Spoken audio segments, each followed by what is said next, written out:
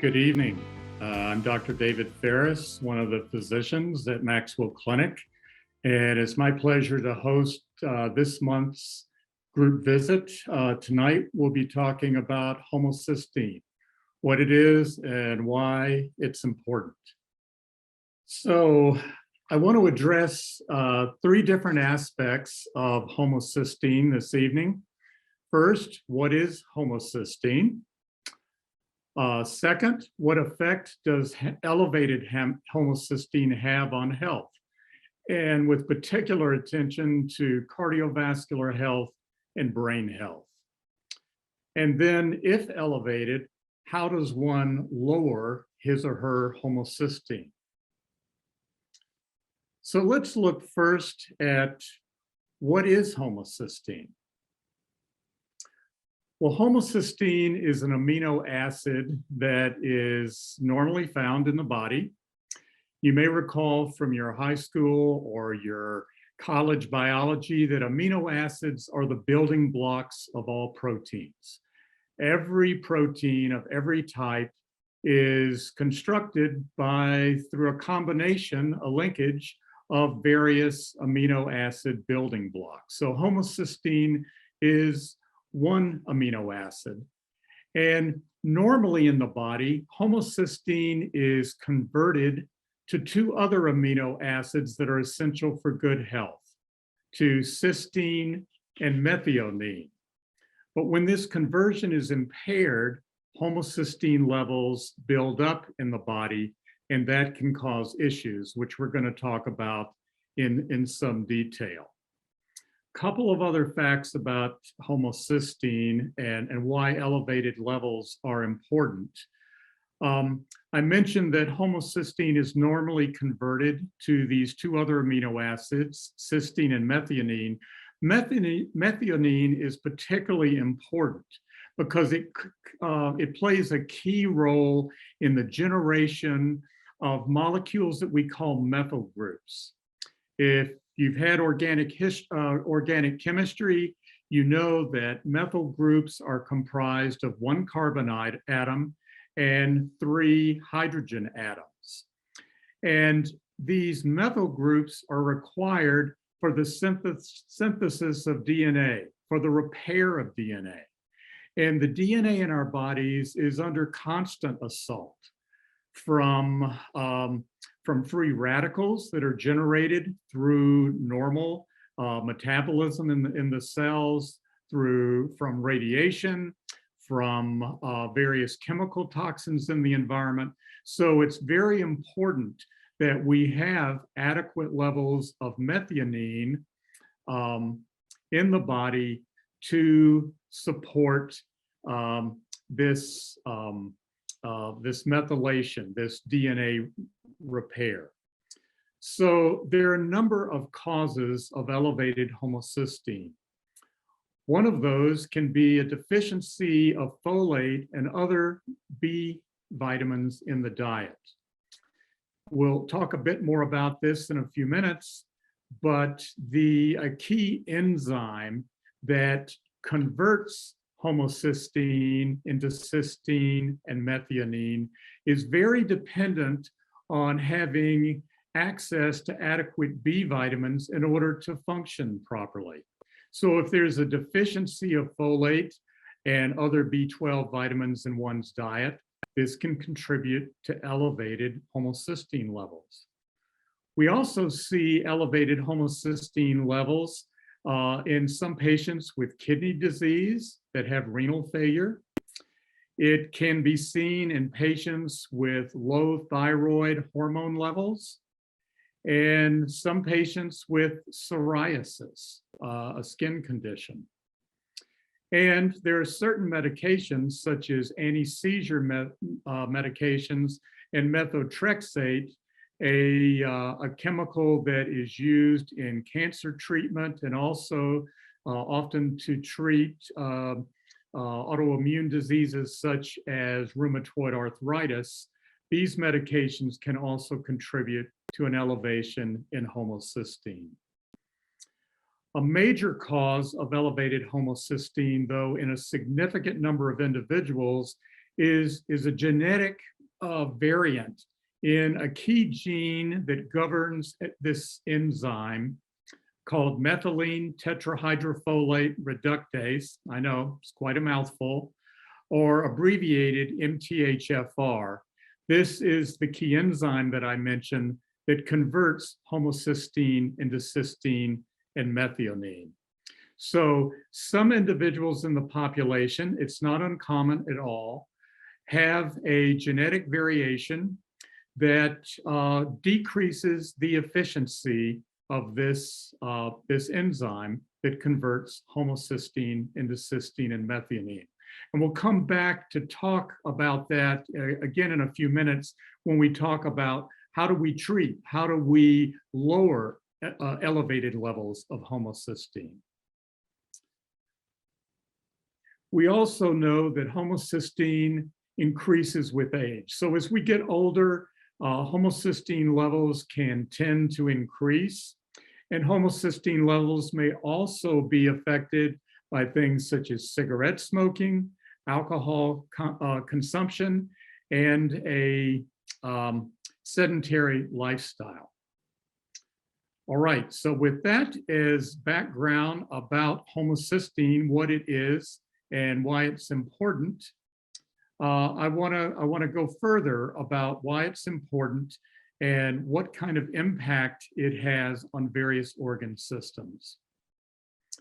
So here you'll see a diagram. I'm sorry it's not in color, but it's not. This comes from a major review article on homocysteine by Tonelli and his colleagues in Frontiers of Nutrition from the April 2019 issue. But I think it illustrates well why we're concerned about homocysteine and why we want to try to optimize its level when it's elevated in the body. So you see the big tag at the top of above the molecular structure of homocysteine there in the middle, titled the cardiovascular system. And this is a major system of the body that there are a number of correlations between elevated homocysteine and cardiovascular disease. We know from a number of studies that elevated homocysteine levels promote atherosclerotic lesion progression and are associated with atherogenesis. So that's a fancy way of saying that elevated homocysteine can contribute to the development of atherosclerotic plaque in the coronary arteries and in other arteries of the body. Elevated homocysteine also inhibits the production of a substance called nitric oxide. Nitric oxide is an important chemical that is produced by a healthy microvascular system, by a healthy endothelial lining of the vasculature, particularly the arteries. And nitric oxide is a potent vasodilator. And so it's very important that our arteries and other vessels are able to dilate as needed to meet the body's needs. And they can only do this if there are adequate production of nitric oxide. And that's very dependent on a healthy microvascular system. And as I said, elevated homocysteine inhibits the production of nitric oxide. There's also a correlation between elevated homocysteine and elevated blood pressure. Elevated homocysteine is a confirmed coronary artery disease risk factor. So your risk goes up for coronary artery disease with elevated homocysteine. And elevated homocysteine has also been found to be an independent risk factor for stroke. So again, more reasons why we want to make sure that homocysteine levels aren't extremely high and optimized whenever possible.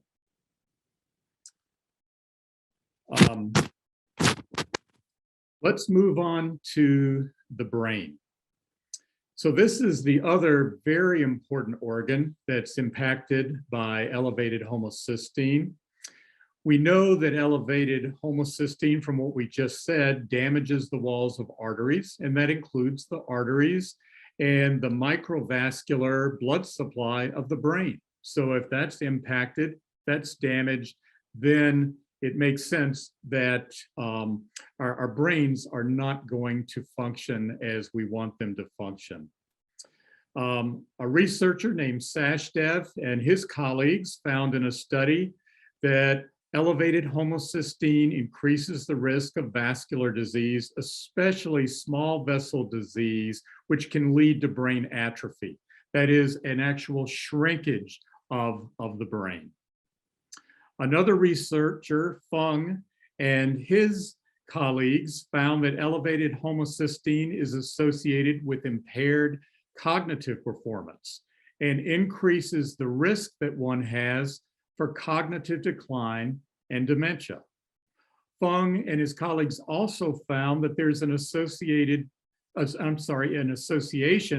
between elevated homocysteine and decreased white matter in the brain. There are two types of matter on a gross anatomy basis in the brain. There's gray matter and white matter. Gray matter are actually the neurons, the neuron cell bodies, dendrites, and the axons, the connecting links of one neuron to another, comprises the white matter. And so if there is elevated homocysteine, that has been associated with actually decreased white matter in the brain, which impacts brain function. A researcher named Nelson and his colleagues found that and concluded that homocysteine actually can be neurotoxic and can consequently adversely affect memory performance. It can damage the neurons of the brain, which are the essential types of cells that are found in the brain and brain function depends on. Elevated homocysteine has been shown to play a role in the development of various diseases affecting the nervous system. So this includes stroke, Parkinson's disease, Alzheimer's disease, multiple sclerosis, and epilepsy. And elevated homocysteine results in the production of reactive oxygen species, sometimes better known as free radicals, which also can directly damage the neurons in the brain.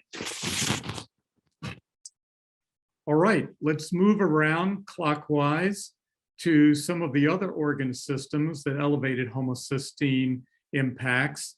The next is sensory organs. Elevated homocysteine has been associated in cases of sudden hearing loss, and elevated homocysteine is been found to be a risk factor for age-related macular degeneration. The macula is that very specialized part of the retina that is most sensitive and that we depend on when we focus on something, when we to do any kind of close work, detailed work to read. It's absolutely essential that we have a healthy macula. And in some individuals, there's a genetic component to this, but particularly as they age, as they get into their 60s, 70s, 80s, and beyond, there can be degeneration of the macula, which leaves these individuals severely constrained in their ability to see. At best, they increasingly have just some peripheral vision. They may be able to navigate around, but or see things kind of out of their peripheral vision, but anything that they would ordinarily focus on, to read, to watch television, to work from a computer, increasingly becomes compromised. So it's an important disabling condition, and elevated homocysteine has been found to be a risk factor for helping promote that.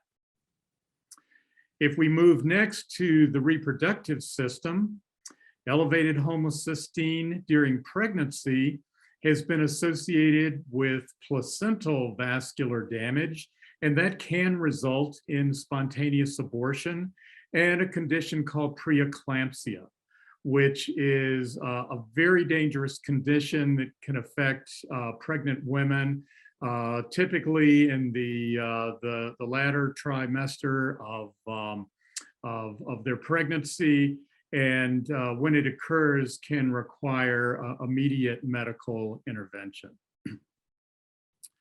Elevated homocysteine can also help contribute to gestational diabetes. Women who, while they are pregnant, they don't have diabetes, they don't have elevated blood sugar when they're non-pregnant, but when they're pregnant, they develop elevated blood sugars, which does place them at high risk. Next, moving around, is the endocrine system. There appears to be a correlation of elevated homocysteine with diabetes complications. And we know that patients with microalbuminuria, small amounts of albumin in their urine, and proliferating retinopathy, which is a complication of diabetes. Patients with this have been demonstrated to have homocysteine levels significantly higher than those of patients without those complications. So we don't know specifically whether the homocysteine actually causes these things, but it certainly is correlated. It's associated with it. Next, moving around this circle, the skeletal system. Elevated homocysteine is associated with an increased risk of osteoporotic bone fracture. So osteoporosis is a loss of mineralization in the bones. Particularly, it impacts the hips and the femur, and affects the vertebral bodies of the spine. And this can lead with progressive osteoporosis to fractures in the vertebral bodies, particularly the lumbar vertebral bodies, and in the hip, which and moving around finally to the renal system, the kidney. As renal function decreases, we know that homocysteine levels increase.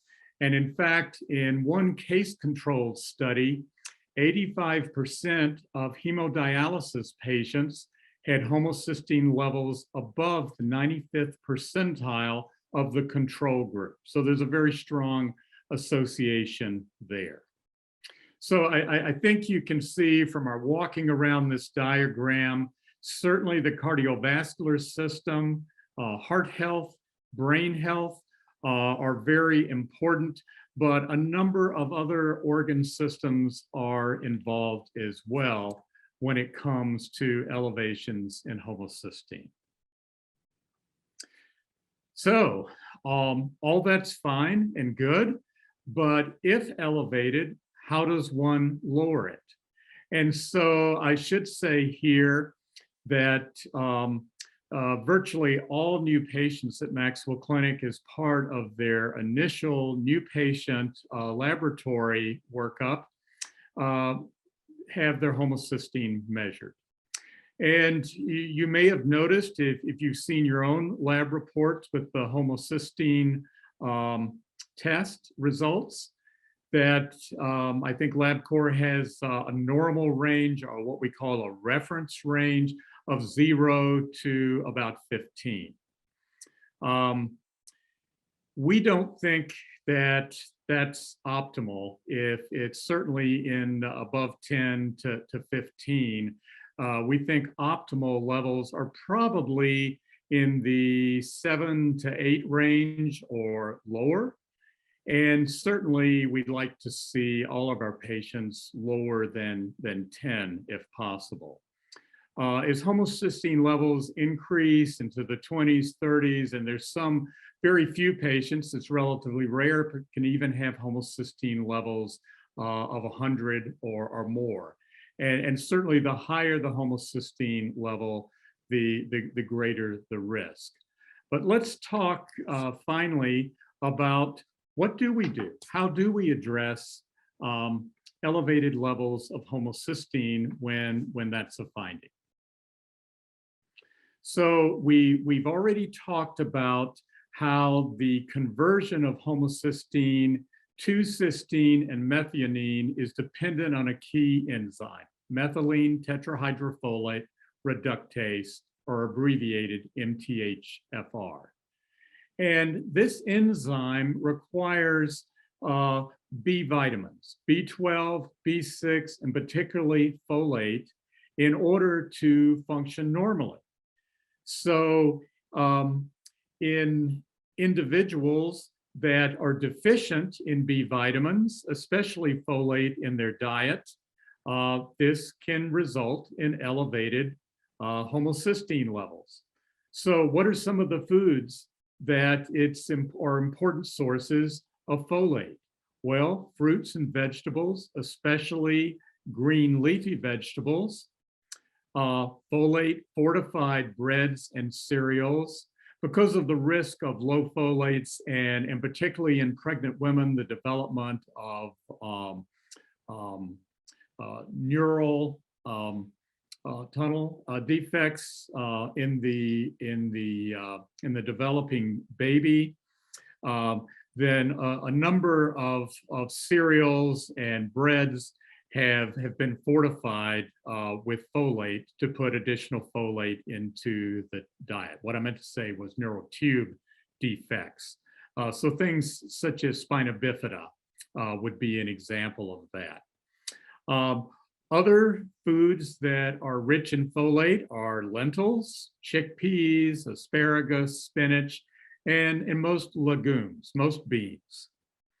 But dietary sources may not be sufficient in many patients. And so that's where often what we will do is certainly encourage our patients with elevated homocysteine levels to eat a healthy diet, and one in which they're going to eat the foods I just mentioned. But many times that's not enough, or it's not consistent. And so we will supplement with a mixture of B vitamins. That is a B vitamin complex.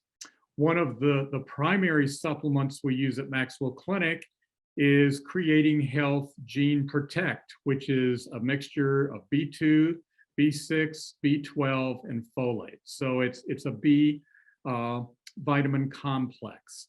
And when we start an individual on this, typically it may be 1 capsule a day, or often 1 capsule twice a day. We'll start, and then we'll recheck the homocysteine level a couple of months later. And usually we see a very good response, and the homocysteine level will come down to certainly less than 10, and often to that optimal range of 7 or 8, somewhere in that range, or even lower. And when that happens, we've achieved that optimal range that we're seeking. In some individuals with much higher levels of homocysteine, say homocysteine in the 20s or 30s or higher, we will use a product called Folate ER for extended release. This is a much higher dose of folate. And so in some cases where we need to give much higher doses of folate, we'll use Folate ER. But the vast majority of our patients respond very well to Creating Health Gene Protect. And the reason, as we've already alluded to, that it's called Gene Protect is because of the importance of homocysteine in this methionine biochemical pathway, and making sure that we have sufficient levels of methionine in order to produce that DNA repair that each of us continuously needs. So that's probably more than you wanted to know about homocysteine, why we think it's important to measure it, and why we pay attention to it. But I hope this has been helpful to provide some more detail. And I'm going to stop my screen share for the presentation and see if there are any questions that I can try to answer. So I don't see any questions. I hope this has made sense to you and has been helpful. So if there are no open questions, then thank you for attending. I appreciate your attendance, and have a really good evening. Take care.